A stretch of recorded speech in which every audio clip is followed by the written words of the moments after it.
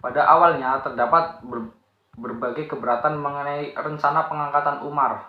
Sahabat Tolha misalnya, Umar bin Khattab menyebut dirinya Khalifah Rasulullah, pengganti dari pengganti Rasulullah. Ia juga mendapat gelar Amir al-Mukminin, komandan orang-orang beriman, sehubungan dengan penaklukan-penaklukan yang berlangsung pada masa pemerintahannya. Ketika para pembangkang di dalam negeri telah dikikis habis oleh Khalifah Abu Bakar dan era penaklukan militer telah dimulai, maka Khalifah Umar menganggap bahwa tugasnya yang pertama ialah mensukseskan ekspedisi yang dirintis oleh pendahulunya. Belum lagi genap 1 tahun memerintah, Umar telah menorehkan tinta emas dalam sejarah perluasan wilayah kekuasaan. Pada tahun 635 Masehi, Damaskus yang merupakan ibu kota Syria ditundukkan. Setahun kemudian seluruh wilayah Syria jatuh ke tangan kaum muslimin setelah pertempuran hebat di lembah Yarmouk di sebelah timur anak sungai Yordania. Keberhasilan pasukan Islam dalam penaklukan Suriah di masa Khalifah Umar tidak lepas dari rentetan penaklukan pada masa sebelumnya. Khalifah Abu Bakar telah mengirim pasukan besar di bawah Abu Ubaidah bin al-Jarrah ke front Syria. Ketika pasukan itu terdesak, Abu Bakar memerintah Khalid bin Walid yang sedang dikirim untuk memimpin pasukan ke front Irak untuk membantu pasukan di Syria. Dari Syria, pasukan kaum muslim melanjutkan langkah ke Mesir dan membuat kemenangan-kemenangan di wilayah Afrika bagian utara. Bangsa Romawi telah menguasai Mesir sejak tahun 30 sebelum Masehi dan menjadikan wilayah subur itu sebagai sumber pemasok gandum terpenting bagi Romawi. Amr bin As meminta izin Khalifah Umar untuk menyerang wilayah ini, tetapi Khalifah masih ragu-ragu karena pasukan Islam masih terpencar di beberapa front pertempuran.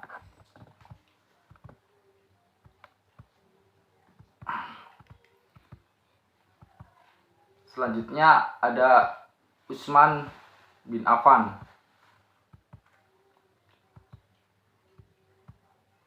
Utsman bin Affan adalah khalifah ketiga.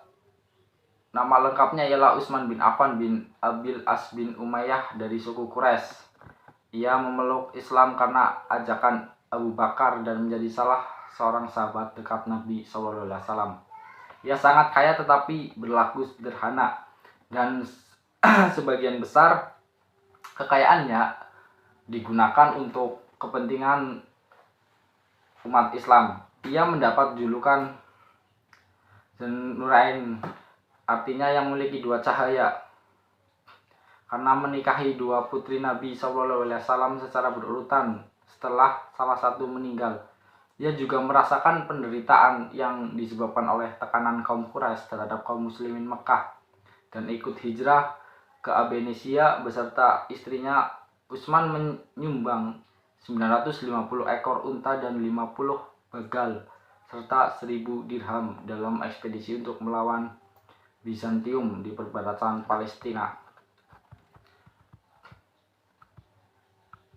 Khalifah Umar membentuk sebuah komisi yang terdiri dari 6 orang calon dengan perintah memilih salah seorang dari mereka untuk diangkat menjadi khalifah baru. Mereka ialah Utsman bin Affan, Ali bin Abi Thalib, Thalhah, Zubair bin Awam, Sa'ad bin Abi Waqqas, dan Abdullah.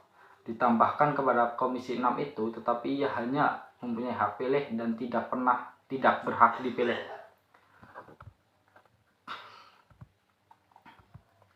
Yang akhirnya terpilihlah Utsman bin Affan. Utsman melanjutkan sukses para pendahulunya, terutama dalam perluasan wilayah kekuasaan Islam.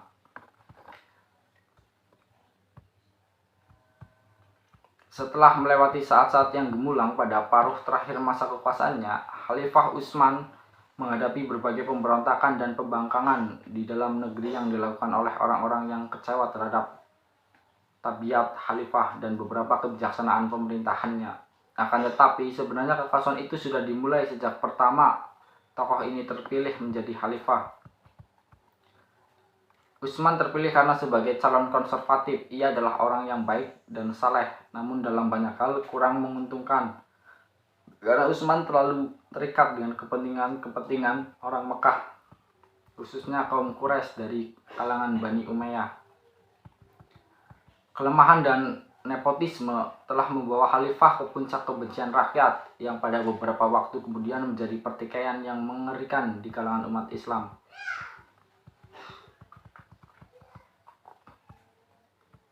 Terkadang berbagai kecaman tersebut, khalifah telah berupaya untuk membela diri dan melakukan tindakan politis sebatas kemampuan tentang pemborosan uang negara. Utsman menepis keras tuduhan keji ini. Dalam hal ini, rasa tidak puas terhadap khalifah Utsman semakin besar dan menyeluruh.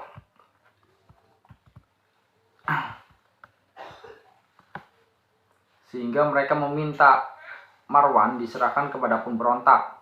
Tuntutan itu tidak dipenuhi oleh khalifah, sedangkan Ali bin Abi Thalib ingin menyelesaikan persoalan tersebut dengan jelas dan dengan jalan yang damai, tetapi mereka tidak dapat menerimanya. Mereka mengepung rumah Khalifah Utsman dan membunuhnya ketika Khalifah Utsman sedang membaca Al-Quran pada tahun 35 Hijriah. Akan tetapi, menurut Lewis, pusat oposisi sebenarnya adalah di Madinah sendiri. Di sana Tolhah, Zubair, dan Amr membuat perlawanan rahasia melawan khalifah dengan memanfaatkan para pemberontak yang datang ke Madinah untuk melampiaskan rasa dendamnya yang meluap-luap itu.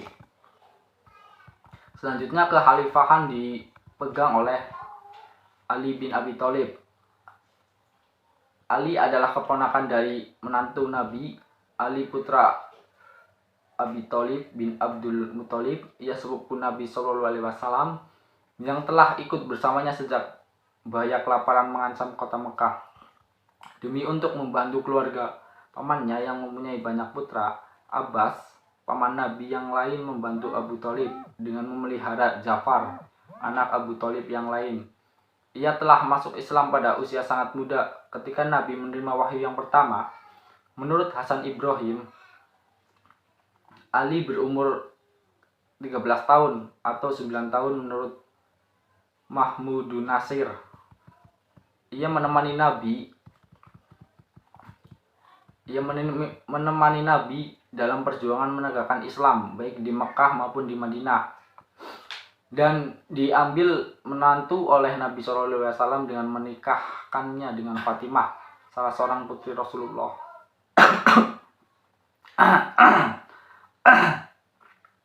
Dan dari sisi keturunan Nabi berkelanjutan karena kesibukannya merawat dan memakamkan jenazah Rasulullah SAW. Ia tidak berkesempatan membaiat Abu Bakar sebagai khalifah, tetapi ia baru membaiatnya setelah Fatimah wafat. Ali adalah seorang yang memiliki banyak kelebihan. Selain itu, ia adalah pemegang kekuasaan. Pribadinya penuh vitalitas dan energik, perumus kebijakan dengan wawasan yang jauh ke depan. Ia adalah pahlawan yang gagah berani, penasehat yang bijaksana, penasehat hukum yang ulung, dan pemegang teguh tradisi, seorang sahabat sejati dan seorang lawan yang dermawan. Ia telah bekerja keras sampai akhir hayatnya dan merupakan orang kedua yang berpengaruh setelah Nabi Muhammad. Beberapa hari pembunuhan Utsman, stabilitas keamanan kota Madinah menjadi rawan. Gafiki bin Harb memegang keamanan ibu kota Islam itu selama kira-kira 5 hari sampai terpilihnya khalifah yang baru.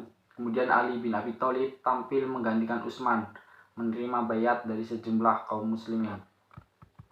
Tugas pertama yang dilakukan oleh Khalifah Ali ialah menghidupkan cita-cita Abu Bakar dan Umar, menarik kembali semua tanah hibah yang telah dibagikan oleh Utsman kepada kaum kerabatnya ke dalam kepemilikan negara.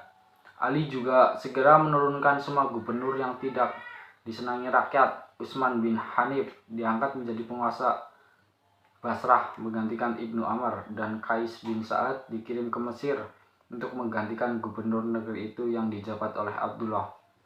Gubernur Suriah Muawiyah juga diminta meletakkan jabatan, tapi ia menolak perintah Ali, bahkan ia tidak mengaku kekhalifahannya. Khalifah Ali sebenarnya ingin menghindari pertikaian dan mengajukan kompromi kepada Tolhah dan kawan-kawan. Tetapi tampaknya penyelesaian damai sulit dicapai. Segera sesudah menyelesaikan gerakan Tolhah dan kawan-kawan, pusat kekuasaan Islam dipindahkan ke kota Kufah. Sejak itu berakhirlah Madinah sebagai ibu kota kedaulatan Islam, dan tidak ada lagi seorang khalifah yang berkuasa berdiam di sana. Sekarang Ali adalah pemimpin dari seluruh wilayah Islam kecuali Suriah.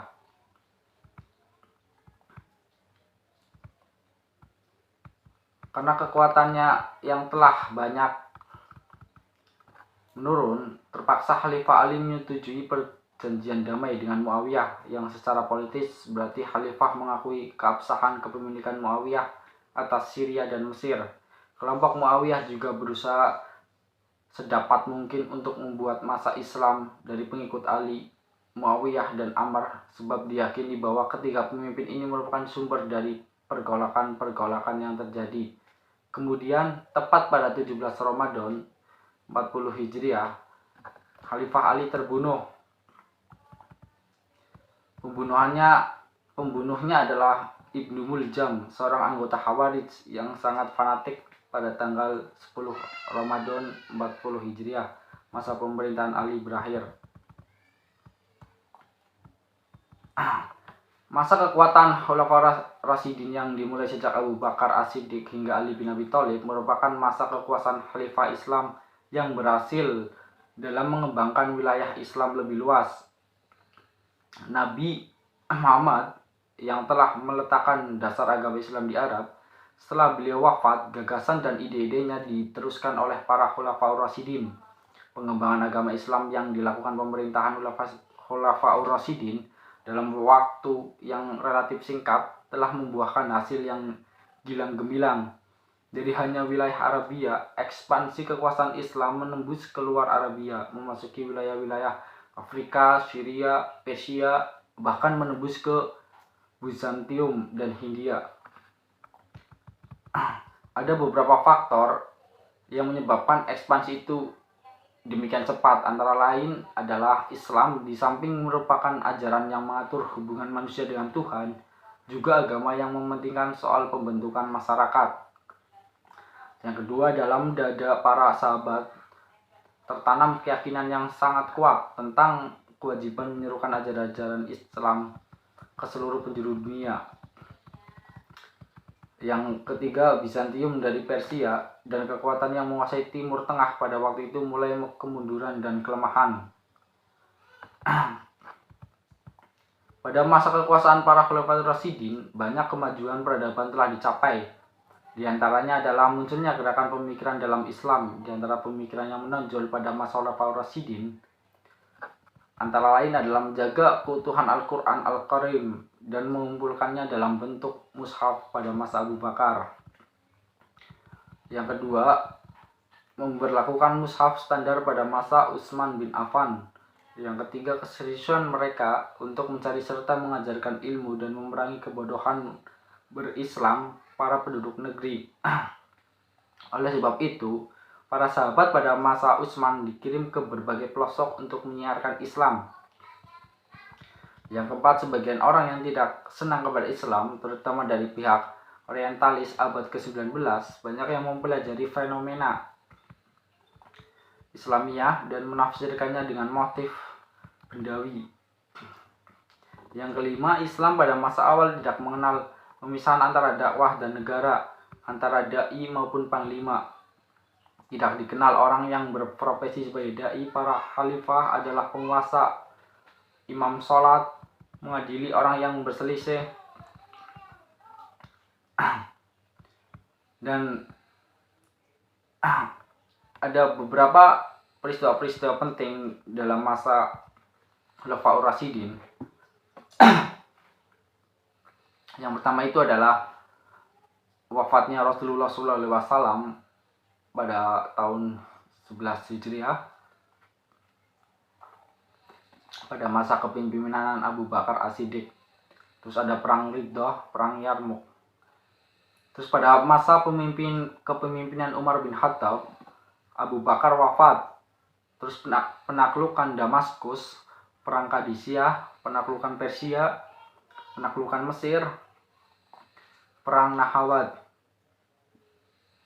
Dalam kepemimpinan Utsman bin Affan ada penaklukan Khurasan, penaklukan Tarablusi dan Afrika, penaklukan Siprus, perang Zatu Sawari, Khurasan kembali ditaklukkan. Pada kepemimpinan Ali ada peristiwa perang Jamal, perang Siffin dan Tahkim, perang Nahawat, dan sampai Ali wafat. Itulah materi yang saya sampaikan. Semoga bisa dipahami dan bisa dimengerti. Baik, kurang dan lebihnya saya mohon maaf. Wabillahi taufiq wal hidayah. Wassalamualaikum warahmatullahi wabarakatuh.